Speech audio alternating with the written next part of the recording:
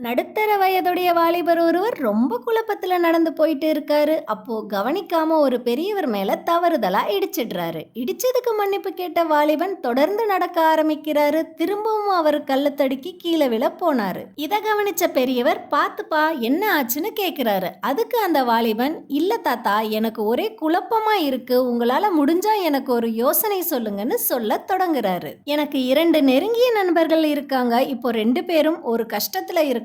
நான் யாருக்காவது ஒருத்தருக்கு தான் உதவ முடியும். அதுதான் யாருக்கு உதவணுன்ற குழப்பத்துல இருக்கேன். 2 பேரும் எவ்வளவு நெருக்கம்னா, ஒருத்தன் நான் எப்ப கூப்பிட்டாலும் நேரங்காலம் பார்க்காம வந்து உதவுவான். இன்னொருத்தன் நான் நல்லா இருக்கணும்னு தினம் கடவுள்கிட்ட வேண்டுவான். நான் யாருக்கு இப்போ உதவணும்? ஒருத்தனுக்கு உதவி பண்ணிட்டு இன்னொருத்தனுக்கு உதவி பண்ணாம இருந்தா அது தப்பாயிடுமே. என்ன பண்ணட்டும்? ஒரு யோசனை சொல்லுங்கன்னு கேட்கிறான். அந்த வாலிபனோட குழப்பத்துக்கான காரணத்தை தெரிஞ்சுக்கிட்ட பெரியவர், "நீ சொல்றது சரிதான் தம்பி.